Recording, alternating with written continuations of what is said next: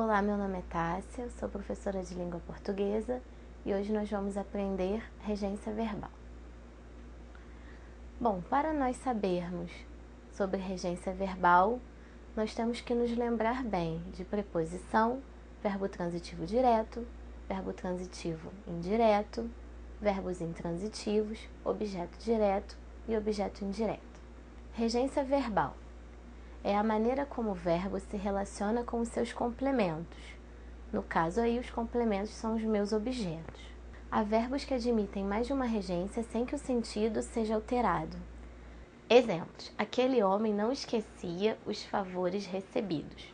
Então eu tenho como verbo esquecer, né? Esquecia o quê? Os favores recebidos será o meu objeto.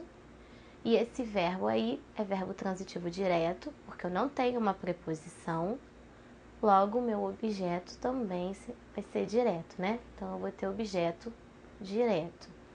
Vejamos o outro exemplo. Aquele homem não se esquecia dos favores recebidos.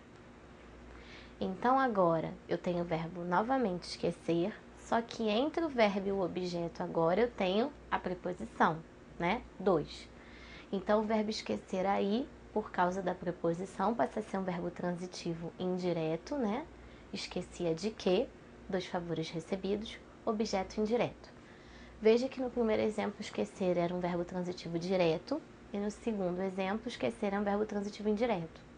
Mas apesar dessa mudança, não alterou em nada a minha frase. Há outros verbos que, mudando-se a regência, mudam de sentido.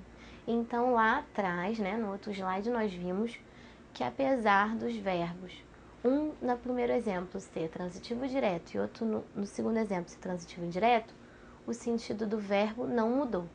Mas agora nós vamos ver a mudança de sentido aí. Nessa cidade aspiramos ar poluído.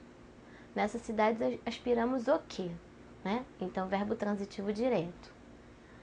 Ar poluído é o objeto direto. Veja que eu não tenho a preposição aí depois do verbo, por isso é direto.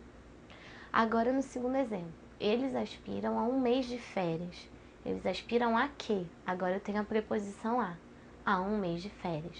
Aspiram verbo transitivo indireto e a um mês de férias, objeto indireto.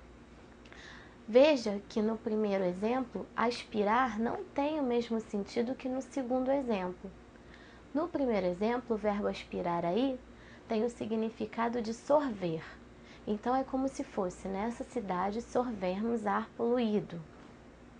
Já na segunda oração, aspirar tem um outro sentido, né? Que é o sentido de almejar. Então, seria, eles almejam a um mês de férias.